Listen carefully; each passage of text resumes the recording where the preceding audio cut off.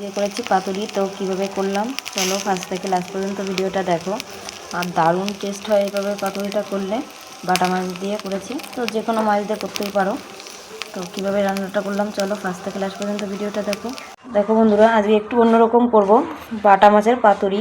তো শুনতে একটু কেমন লাগে, কিন্তু দারুণ খেতে লাগে।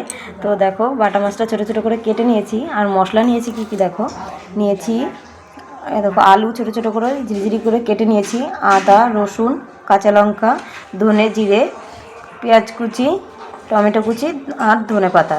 তো এই মশলাটা আমি এখন বেটে নেব।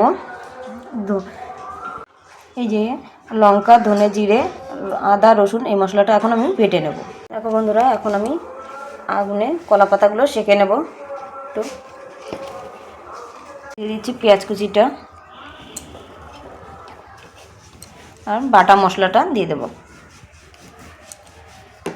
আর দিয়ে দেব তেল, সর্ষের তেল লাগবে কিন্তু বন্ধুরা।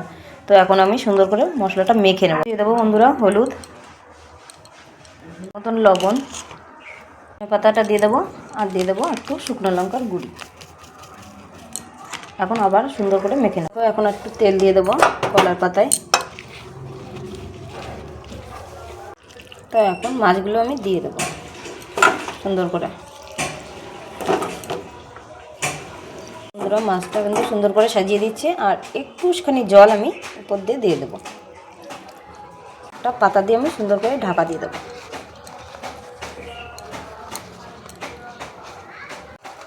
ঢাকা দিয়ে দেবো একটু। 10 মিনিট পরে আমি ঢাকনাটা খুলে দিচ্ছি। খুব সাবধানে আমি উল্টিয়ে দেবো। তো দেখো জল উঠে গেছে। তো এখন আমি উল্টে দেবো।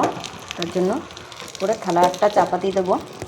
সুন্দর করে কিন্তু আমি উল্টে দিয়েছি বন্ধুরা, খুব সুন্দর করে কিন্তু আমি উল্টে দিয়েছি। তো আর এক সাইডটা হয়ে যাবে। পুরো দেখো হয়ে গেছে। তো কেমন হয়েছে অবশ্যই কমেন্ট করে বলো।